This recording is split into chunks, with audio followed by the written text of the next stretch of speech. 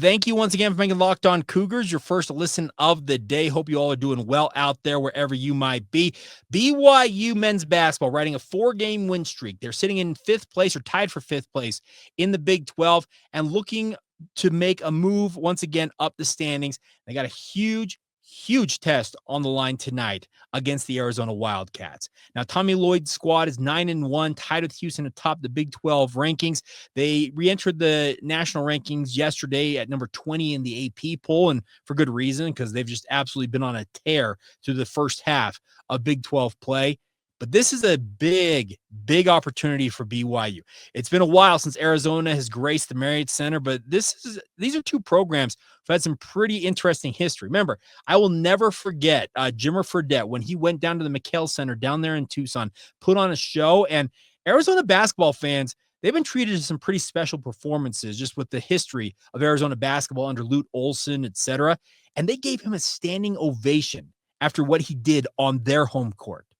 So I think Arizona and BYU have a fairly healthy respect for one another as basketball programs. They played some absolute classics over the years, and I'm looking forward to tonight. It's a great opportunity. National television for BYU. Yes, I know it's a 9:00 Mountain Time tip-off. That's 11 p.m. on the East Coast. But hoop heads, if they want to watch two of the best teams in the Big 12 right now, they'll be watching this game. Ken Palm has it as his highest thrill rating of the night, ahead of a number of other high-profile games in college basketball. My phone is buzzing all of a sudden, so maybe something crazy's happened. But regardless, the nice part is BYU will have a ton of eyeballs on them, and they're rounding into form at the right time. I've said this multiple times over the past few days here on this podcast. The BYU's coming into their own at the right time of the season. Kevin Young has figured out what his team needs to be at their best, but the biggest point I think that needs to be made here is the BYU has a self-belief right now that is going to serve them as they try and make an impression with a big game tonight.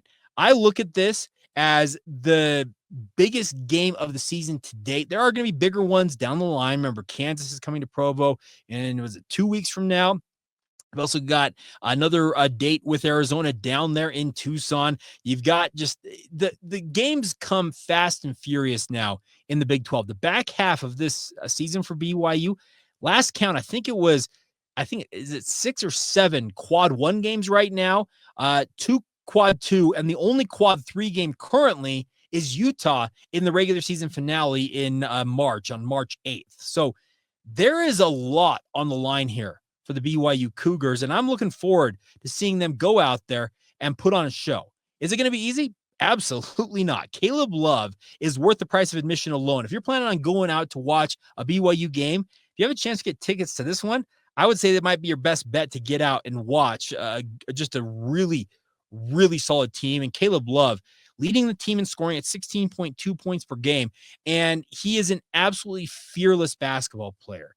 This is a guy, remember, he had that 50-whatever-foot three to tie things up and force a game to overtime recently after he'd gone like 1 of 10 from the field in that game.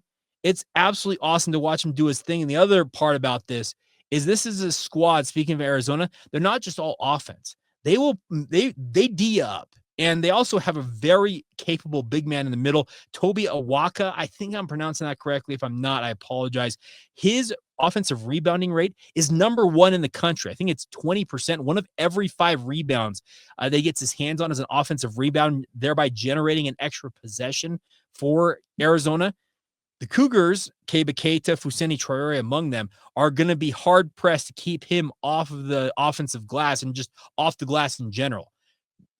This BYU team, they really pride themselves in being the better rebounding team, and that means like team as a whole, guards, forwards, and big men alike. They all have a effort that's required of them to get the rebounds that they look for, but it's not going to be easy in this game. Arizona's coming in riding really high, much like BYU, and Tommy Lloyd has built a really solid program down there in Tucson. I'm looking forward to seeing how these two match wits, speaking of Tommy Lloyd and Kevin Young. BYU is going to hoist up a ton of threes. We all know that. I think I saw the average right now is just a shade over 28 per game from BYU. So much like last year, remember, Mark Pope was unabashed in saying he wanted to see 30, 35 plus threes hoisted up by his team. Well, Kevin Young's teams, right in line with that. Maybe a few less because BYU does like to make plays at the rim as well. They're one of those teams, much like NBA teams, that it's either at the rim or it's beyond the arc. There's not a lot of mid-range from BYU because the efficiency numbers say that it's an efficient shot to take a 2-point jumper. And you see what BYU's offense is. It's outside the arc or it's at the rim. And I can respect that because those are the most efficient shots on the basketball court. But Arizona is going to run BYU off the line as much as possible. You can be assured that they're going to come in here. And I also probably should mention this earlier about Caleb Love. He may be their leading scorer, but he is not just this offensive juggernaut. He actually D's guys up, and he does a really, really good job at it. I've watched a fair amount of Arizona this year, more than I would have ever anticipated, just by happenstance of flipping around games on random nights and seeing Arizona play. And I'm in love with Caleb Love. I know that sounds weird to say that, but he is a really, really phenomenal basketball player. And I'm eager to see what he does against BYU. But conversely, I want to see what BYU does against him. I think BYU is going to pick and roll this Arizona team to death because, once again, they like to run a lot of man concepts. And I was reading a great profile. It was actually a Q&A session on Vanquish the Foe. Robbie McCombs caught up with one of Arizona's writers. And they talked about the fact you won't really ever see a zone from Arizona. They like to D up man for man, and they were concerned about BYU's ability to run the pick and roll with Jaeger Demon, Keba Keita, Fousseyni Traore. Dallin Hall's also in that mix. I think the pick and roll could be a key differentiator here for BYU. If Arizona, Toby Akawa, Love, Jaden Bradley, who's their second leading scorer on the guard line, KJ Lewis, if they can't keep BYU's pick and roll contained, that could be the ticket for BYU to drive and kick, get to the rim with layups, dunks, just attack Arizona relentlessly. And the other thing I'll add for BYU, a key to the game, play fearless. I know that Arizona is the big dog, and they're coming into this game as one of the co-leaders in the Big 12. But this is a BYU team that is really rounded into form, and they should be riding high themselves. They are sitting right now tied for 5th place in the Big 12, and they have every reason to believe that they can, on their home court, take down the Arizona Wildcats and notch a big upset and garner their 5th victory, and more importantly, maybe their signature win of the season. I've seen some consternation out there on social media about how certain programs are rated to be in the NCAA tournament field and higher rated on bracketology than BYU. The only thing that BYU basketball lacks right now is more quality wins.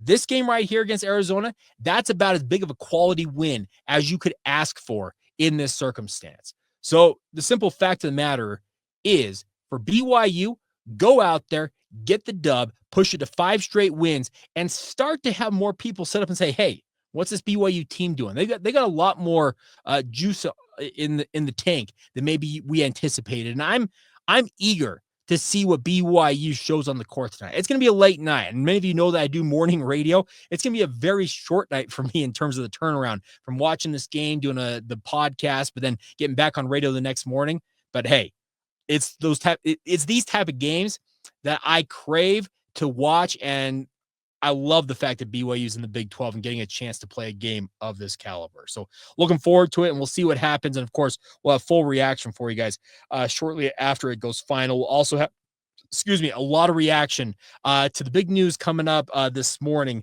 If you're watching this later in the day, you probably already know about it.